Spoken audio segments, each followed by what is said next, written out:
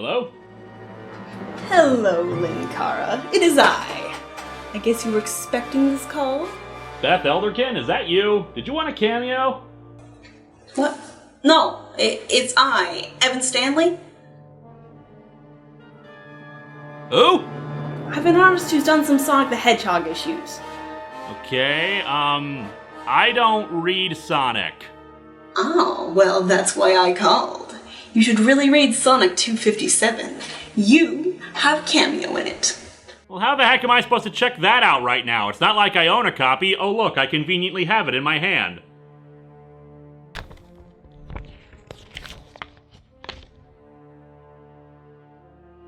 Huh.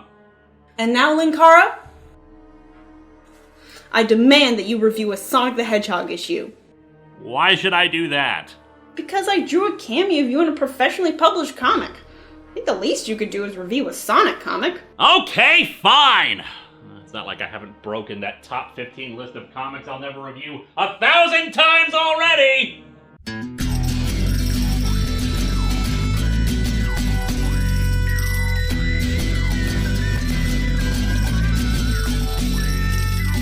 Welcome to Atop the Fourth Wall, where bad comics burn.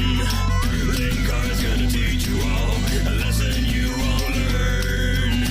Brodsky, you're not the smartest. Life out, you're not an artist. Anyone who's had a bad comic published, it could be your turn. Linkara, he's a man punch, wears a birdie hat. Linkara, he has a magic gun. Where'd he purchase that? Linkara, coins, robots, Amazons and trucks. Linkara, this comic sucks. Linkara.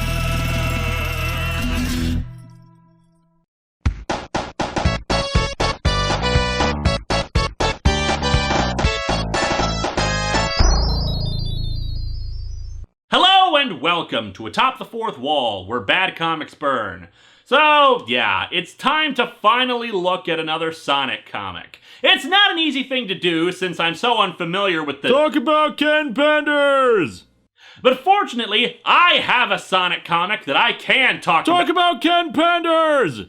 It concerns a crossover Talk about Richard Attenborough! I don't want to— Wait, what?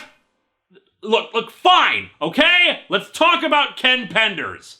I mean, I suppose it is relevant to talk about him since today's comic was written by him. Every Sonic comic fan who also happens to watch my show, which happens to be a lot surprisingly, has been emailing me about writer and artist Ken Penders. Sega licensed Sonic the Hedgehog to Archie to exclusively produce Sonic comics in the United States to tie into the two TV series going on at the time, Adventures of Sonic the Hedgehog and Sonic Sat AM. See the Nostalgia Critic's old review for the details. Penders was a longtime writer and artist of the series for several years, creating many characters in it as well as world-building a lot of Knuckles the Echidna's backstory in the series. There is a long story to this. A fan was kind enough to give me a link to a lengthy Tumblr post explaining the history in very detailed amounts, but there's a lot to go through and this is already a 40-page comic. The gist of it is that Archie's original contracts with their creators were lost, and they apparently didn't have certain provisions in them that would mean that characters created for the comic would revert to Sega's ownership, since this kind of work on a licensed book is usually a work-for-hire contract. Much like how people can write stories for Superman, but they don't own Superman just because they wrote the stories or introduced new characters in it. Ken Penders filed a copyright claim on several characters he had created for the book, claiming ownership of them and meaning that Archie had to pay him for their use and couldn't reprint them without his permission. Now, this situation was apparently being so badly handled by Archie's lawyers that they actually fired their entire legal team and got a new one. I can't say for certain if that's the case since I wasn't there, but apparently during one attempt at settlement in 2013, the judge began the meeting by saying, "So this looks like a fine mess." No, a fine mess would have been sifted through already. This is a great big galloping 10-car pile-up of a mess. The bottom line after all of this is that Archie still needs to ask Penders permission to use his characters, which he has spun off into his own book. And in fact, a crossover between Sonic and Mega Man in the comics pulled a reboot and essentially rewrote 20 years worth of storylines in order to excise everything Ken Penders had created in the book. It doesn't matter if you're DC, Marvel, or somebody else. In comics, retcons are the name of the game. My sympathies go out to fans of the comics. I feel your pain when it comes to stuff like this, although I'm not making any value judgments one way or another. I don't know enough about the specifics and the people involved to make any moral judgments about what Ken Penders or Archie did. Although I do strongly recommend to all of you to keep your hands on documentation and files that may be important to you down the line. This is why someday I'm going to appear on one of those shows about hoarders. But with all of that out of the way, let's dig into Sonic Super Special number 7 and see what the hell the deal is here. The cover is okay, I guess. Yeah, this comic features Image Comics characters and a crossover with Sonic Comics characters. Oh boy, this is gonna be fun. It's a little weird seeing the Image characters on the right being drawn in a much more cartoony style than I'm used to. And look at their expressions. It's like they're really pissed off and confused about how they have huge chins, but not enough gritted teeth and pouches. And the Sonic characters are Sonic characters. I don't know. I only know Sonic, Tails, and Knuckles. Oh, and Sally, I guess, who has hair that might actually be larger than her head. I fully expect her and Starfire to have a hair fight like in Uzumaki. We're just starting this comic, and already I have made a reference to a superheroine and a horror manga, neither of which have anything to do with characters in this book. It's gonna be one of those days, isn't it? We open with this lady being interviewed by the FBI. Particle. My name is Particle. And you have to pronounce it in that weird font or it doesn't work. And you claim this device, the vibrational tuner. This tuner transported you to an alien world? Wait a second.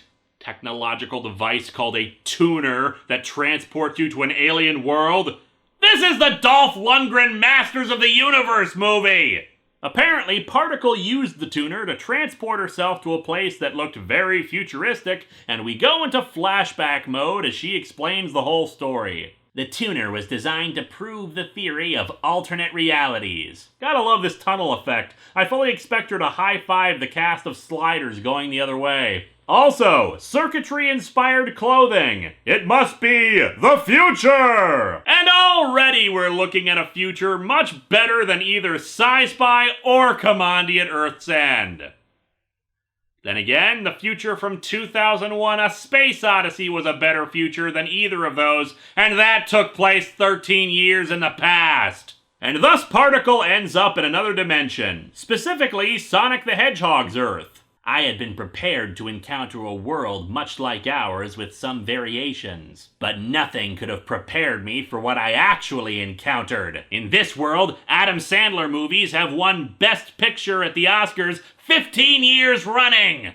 Sonic the Hedgehog, over there! John Freeman, over here! Also, Tails, just remember, you need a comma in that sentence or else you're calling Particle Sonic the Hedgehog. Although, that probably would be the most radical departure from the series' design since that time Sonic turned into a werewolf. Looks like someone's off the beaten path, Tails, and it's an overlander, no less. Overlanders, from what I could find from research, are basically a mutated offset of humanity in the comic. Similar looking to ordinary humans, but more aggressive and xenophobic. What do you think, guys? Should we rush her? Let's loudly discuss our plans when we're only 5 feet away! She's an overlander, mon ami. Not only that, she's a female. 1 part ooh la la and 2 parts treachery. Hashtag feminist. Antoine, is that how you think of me? Au contraire, mon chéri. I was merely recalling a bad experience I once had. The friend zone is a hellish place, milady. It's a good thing that I am, how you say, a nice guy. Particle spots the group. Oh my, the animal life on this world has mutated in some bizarre ways. They're French! So apparently Particle's dimensional tuner doubles as a wide-angle phaser since she's able to knock out Sonic and pals to avoid hurting them. And why she fired on them while they were just standing there is anyone's guess. Oh, and it's also a tricorder since she uses it to lock onto a nearby power source that's got her attention. On a floating island in the sky. Do you remember that campy Batman show from the 60s? I felt like I was living in an episode when I discovered the Zoot Shoot? Zoot Shoot Suit? Will our plucky Particle participate in Robotnik's playtime? Find out soon! Same Sonic time, same Sonic channel. She slides down the chute and ends up in a green honeycomb environment. And in the middle of everything is a giant emerald. A day-glow elephant man encased in a humongous emerald. Man, ring pops have gotten weird. She sees that this is the source of the energy, but can't tell if it's the emerald or the elephant doing it. Before she can investigate further, she's confronted by Knuckles the Echidna, guardian of the floating island, defender of the Chaos Emerald, and wielder of the Lego brick shoes, it would seem. Particle offers her hand in friendship, but when Knuckles takes it, Particle reaches out and touches his skin. This causes Knuckles to fall unconscious. Ah yes, the lesser-known technique known as the Vulcan nerve handshake. It seems Particle is here to steal the power source for some reason, and uses the tuner to transport the emerald back to her universe. We cut back to the interview, where the FBI agents say that she didn't realize what she had set in motion. When she asks to use the bathroom, she touches one of the agents and knocks him unconscious. It is there that we learn that the agent's name is Scolder. And he has a red-headed partner. Mully and Scolder. Congratulations, Sonic Super Special! You have the best out-of-nowhere reference to the X-Files since Cinnamon number 11! You must be so proud!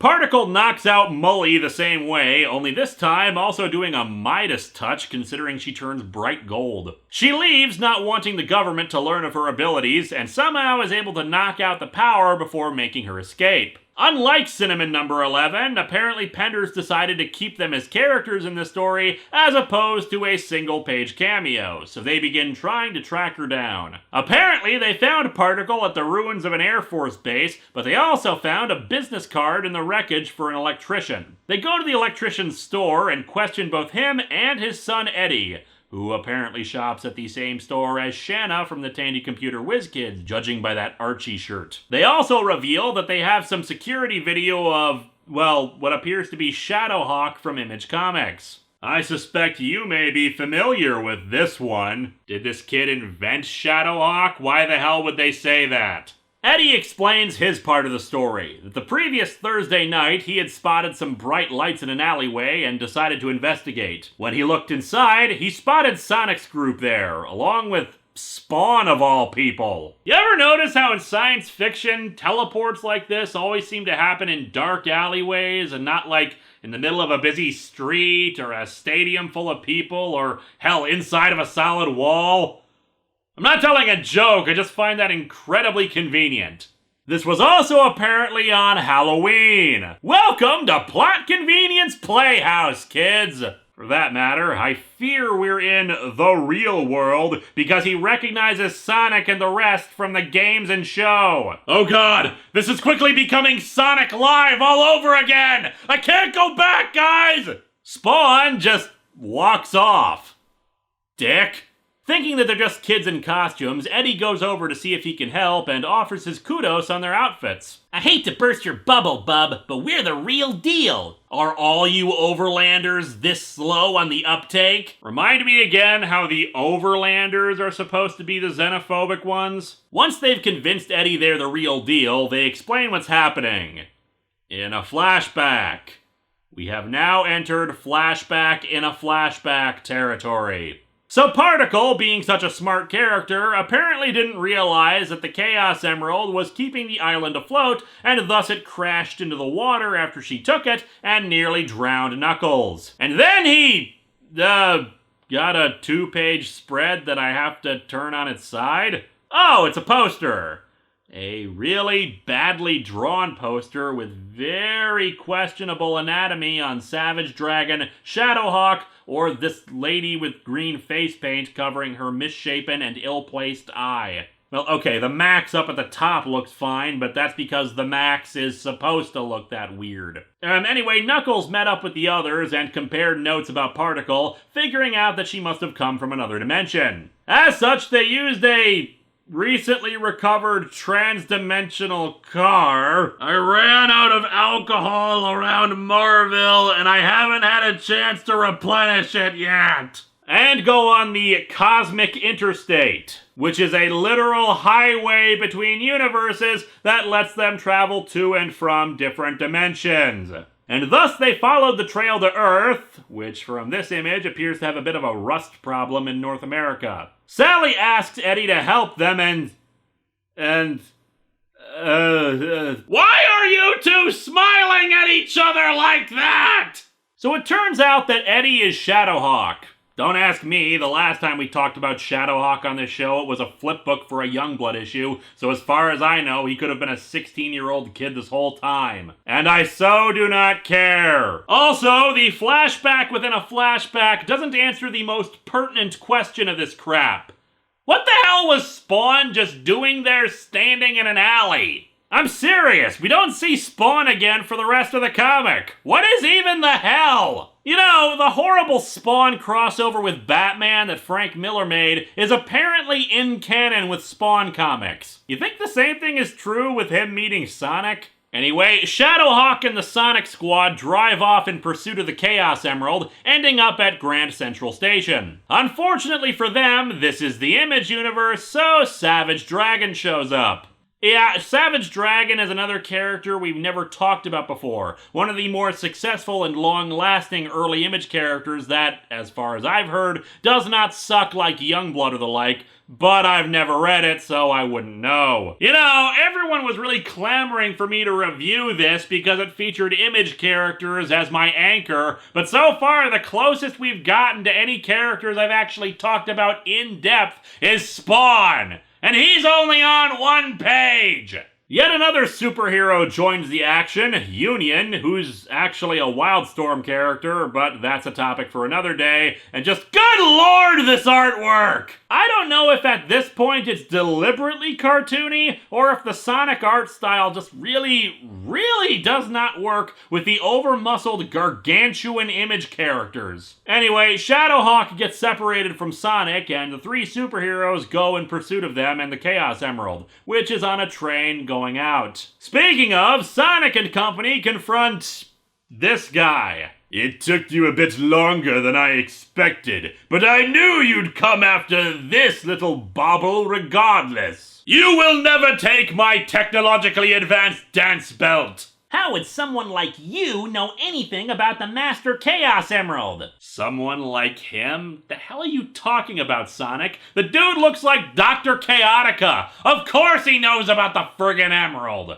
That would be telling. Suffice it to say that I know you all quite well. Really? I don't ever recall ever stumbling over you either, bub. You get to know me very well, Echidna. But that's in the future! Warning you about future events means you'll be better prepared to face me then! I am a very intelligent villain! Before this moron can continue to monologue more than Harvest, the three Image characters break through the roof and accidentally shoot the Chaos Emerald. This somehow opens a portal that the train speeds into, sending everyone into another dimension.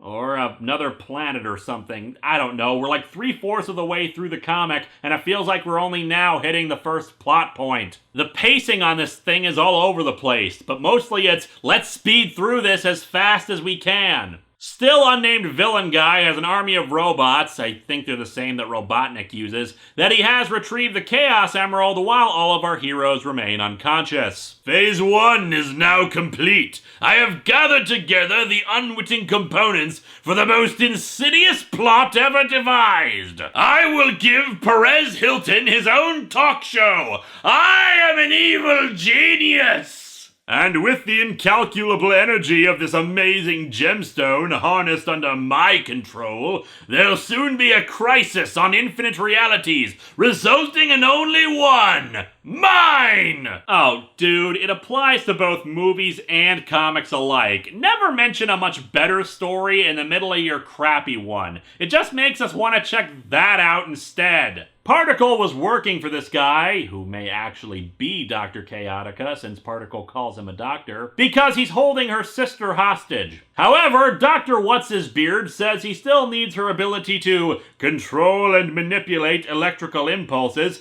which is how she's able to knock people out with just a touch. However, he sends her off because he notices two of his robots pushing around a cardboard box. Maybe Solid Snake is in there, and this comic is actually supposed to be promoting Super Smash Bros. Particle runs off and frees her sister, passing by cells that apparently contain Batman, Popeye, and Spider-Man. And that's how you do a cute reference to other properties, not by just randomly having Mulder and Scully in your story. And apparently the cardboard box contained a very odd-looking Max. And yeah, the dude looked weird already, but even more so here. His giant teeth are no longer teeth, but rather some kind of beard or armoring from the looks of things. What are you waiting for? Get him! Why is Max so unpopular all of a sudden? I wouldn't be so sure of that, Max. I got into an argument a while ago with someone who was pissed off at me for making fun of your appearance in Darker Image #1. So, why was Max in a cardboard box? Yeah, not gonna get an answer there. Anyway, Particle and her sister, who also has superpowers, frees everyone else, including yet another new Image hero to the bunch, a speedster named Velocity, aka Green Face Paint Lady. But apparently nobody bothered to free Spider-Man, Popeye, and Batman.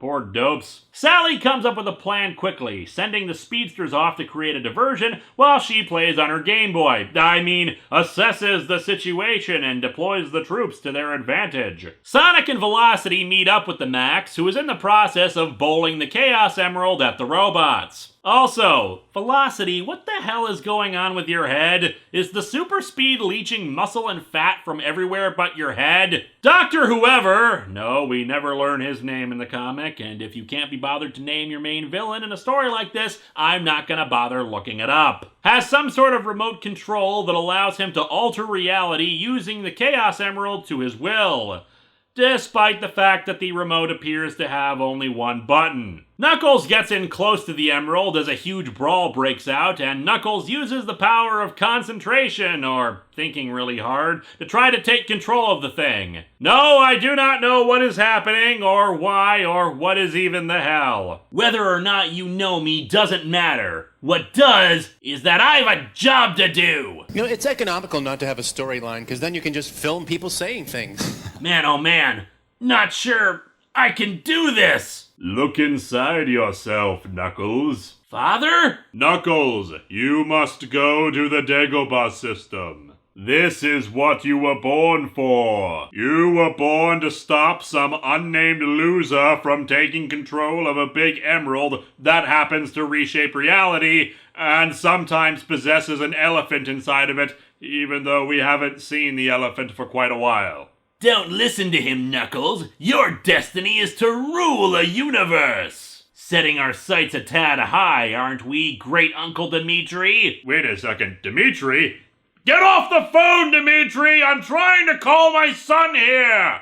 I gave you abilities far beyond any echidna, my son. Most echidnas can only eat ants and termites. You can eat beetles, too. Only you can make the choice whether to properly use or squander the gift I provided. Beetle burgers for everyone! Even if I don't understand, what choice do I have but to listen to my father? Listen to your father about what? That was the vaguest encouragement he could possibly offer. It could only be more ambiguous if he had just said, do the thing. So much power, so much energy. All I want is my world restored to me! Unfortunately, due to a stray thought, Knuckles accidentally renewed the Real World Mobius Edition for a new series. And somehow that means that Sonic and company are transported back to their universe while all the Image heroes remain in the rubble of the destroyed military base. The heroes all leave, not wanting to explain all this to anyone who comes around to ask. Also, Dr. Evil Von Beardo is either dead or unconscious. They don't check and I don't care, so it all evens out. And thus Eddie finishes his story, I guess confessing to two random FBI agents that he's a superhero, and nobody directly involved in the events had any memory of what happened. Scolder and Mully, okay, screw it, they're Mulder and Scully, walk off trying to make sense of it all. This is the worst assignment we've ever had. Worse than the time we were attacked by the flesh-eating virus? No, this is much more irritating. Scully thinks the whole thing is a mass hallucination, but Mulder thinks that everything Eddie says corroborates what Particle said. Oh, and in Sonic's universe, apparently none of them remember the events and are just doing their own thing. And so our comic ends with Scully writing up a report saying she's doubtful anything else will turn up about this, but that Mulder thinks the truth is out there. Yeah, here's the truth. This comic sucks! For a supposed crossover, these two groups barely spend any time together, the art is subpar in most places, which is especially odd because Mulder and Scully look just fine, but the Image heroes look cartoonish and weird. For that matter, why the hell are they even in this? It's not just there for a cute cameo. The last panel is dedicated to Chris, I made this, Carter, the guy who created the X-Files. The villain isn't named, the story is bizarre, lazy, and completely out of left field, and these characters have nothing interesting to do together. Well, fortunately, this story is over, so I don't have to worry about any more cameos in modern comics making me review an issue of... The hell?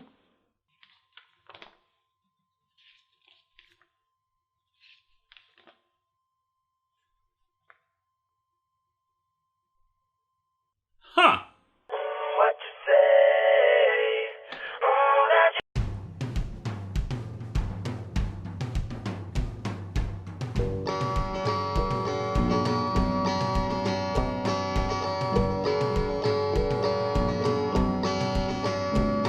I'm sitting on my couch reviewing comics, the worst parts that you will ever see. It's sad.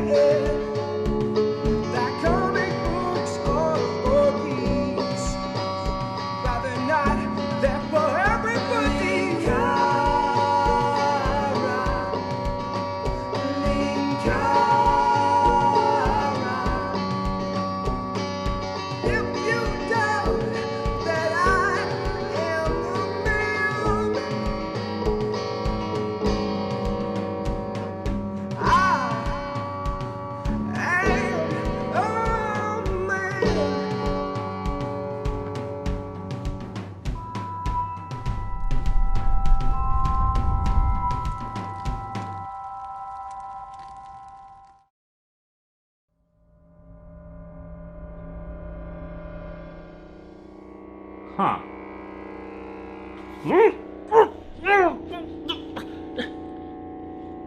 Dude, what's going on? Why?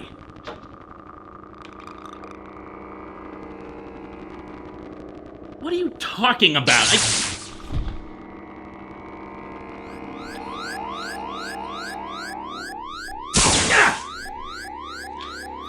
Cybermat emergency protocol, deactivate!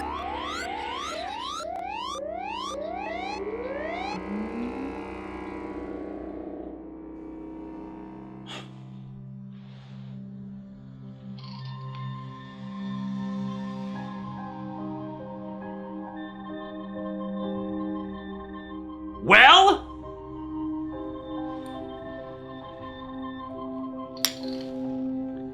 There's nothing wrong with it. What do you mean there's nothing wrong with it? It attacked me in the ninja-style dancer! How is he, by the way? Still unconscious, but I don't want to try to wake him up until I know what the Cybermat did to him. But I mean what I said, I can't find anything wrong with it. The last time we couldn't find anything wrong with a machine, Vice nearly took over Comicron 1. You keep the Cybermats offline and you take them apart until you figure out what's wrong with them.